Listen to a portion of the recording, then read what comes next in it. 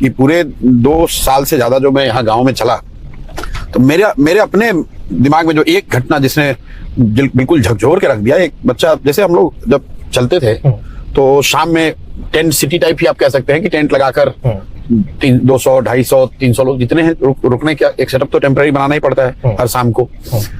तो उसमें पहले जब हम शुरुआती दिनों में हम लोग खाना जब खाते थे तो ग्रामीण लोग भी वहां पे आ जाते हैं खाना खाने के लिए। उसमें चूंकि गरीबी बहुत है और खाना कुछ विशेष नहीं है, बहुत है तो खिचड़ी खा सकते हैं आप या चावल दाल जो बेसिक बना हुआ है वो लोग खाते थे। एक बच्चे को मैंने देखा खाते हुए और इतनी क्वांटिटी में खा रहा था कि थोड़ा मतलब सरप्राइजिंग लगा।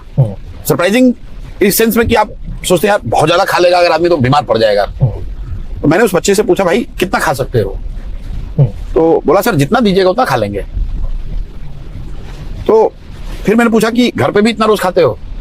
तो उसने जो बात कही उसके बाद कि सर आज तक ऐसा हुआ ही नहीं कि मेरा पेट भर गया हो और तसली में खाना बचा हुआ।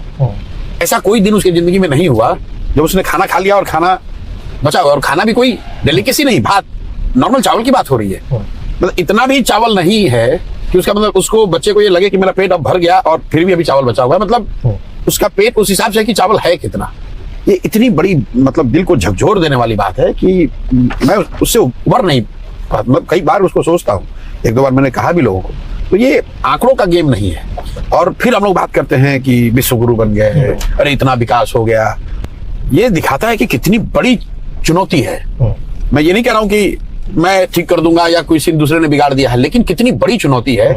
और व्हाट डज मैटर कि अगर आप इतने संवेदनहीन हैं कि आप ये रियलाइज भी नहीं कर रहे हैं कि there is a large chunk of people who are left behind. हमें ये भूलना नहीं चाहिए कि एक बहुत बड़ा वर्ग करीब करीब मेरा अपना अंदाजा है कि 600 से 700 मिलियन लोग, मतलब 60 से 70 करोड़ लोग हैं जो बिल्कुल अभी छूटे हुए हैं। और उनका जीवन, और उसको आप प्रोसेस देख लीजिए, जब सरकार कहती है कि हम 80 करोड़ लोगों को अनाज दे रहे हैं, अगर आपको हमको कोई लाकर जिस तरह का अनाज दिया जा रहा है कोई देगा तो कोई थोड़ी नहीं लेगा, लोग उसको ले रहे हैं।